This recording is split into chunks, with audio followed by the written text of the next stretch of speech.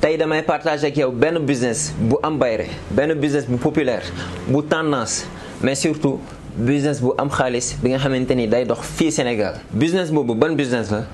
mooy business bu poulailler. li may junj par poulailler nag mooy poulet de chair yi. alors li njëkk a intéressant ak wàllu ginaar mooy wàllu lekk la donc déjà tu es sûr que di nga am ay clients yu bëri ay plats yu mel ni domada maafe kaldu am na ñu ko bëgg de trop sax mais ñu bëri dañ koo bañ. ñu bëri dañuy naan ni que ñoom duñu lekk genre plat yooyu noonu mais ginaar c'est très rare nga dégg nit na la du ko lekk. mariage dîner de gala ngénte magal Touba gàmmu tamxarit korité pratiquement événement yu mag yëpp ginaar day ñëw. on est d'accord que bëri na ñi koy def bëri na ci marché bi moo xam ndax ñu ngi ci secteur formel bi maanaam am nañ ay kayit wala informel bi maanaam amuñu ay kayit mais ala kulli xaal bëri na ñi koy def mais teewul de.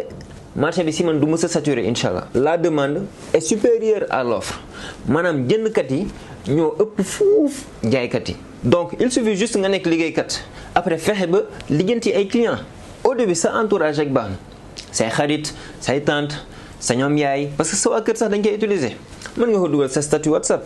mën nga créer compte TikTok di ko fa def wala Instagram wala Facebook après nank-nank nga dem ba def partenariat ak ay restaurant nga dem gis restaurant yow yaa démarché nag da ngay defar say carte de visite comprendre nga defar say flyers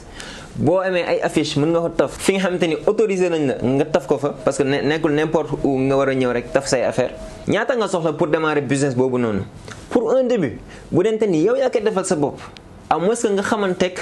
kenn ki nga xamante ni am na expérience ci wàllu élevage wala xam-xamam màcc na ci bu baax je te conseille nga démarrer avec le minimum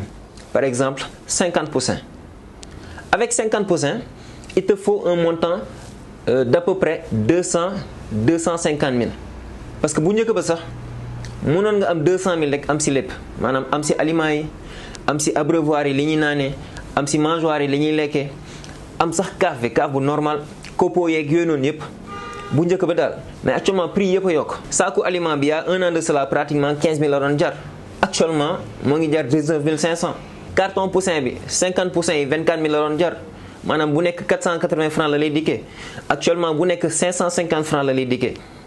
maanaam moo ngi jar 27 500 donc lépp a yokk. donc on va dire que boo amee benn budget de 250 000 francs mën nga démarrer avec tes 50%. pour premier vague ginaar bi ngay dugal mën nga jàpp ni doo def bénéfice pratiquement parce que 70% ou 200 000 yëpp investissement la mais incha allah dootoo defaat même investissement bi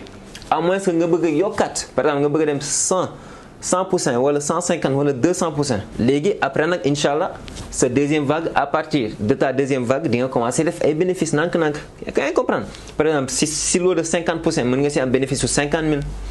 wala 60 000 tout dépend. aussi fexeel ba domaine bi maanaam wàllu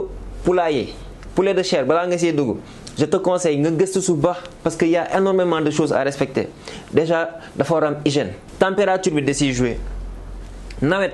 bu dee débutant nga amoo si benn xam-xam je te conseille nga bàyyi ba après nawet jàll. aussi fi ginaar yi di nekk fexeel ba muus bu mu fa am yoon fexeel ba ceeli bu mu fa am yoon maanaam fatal fépp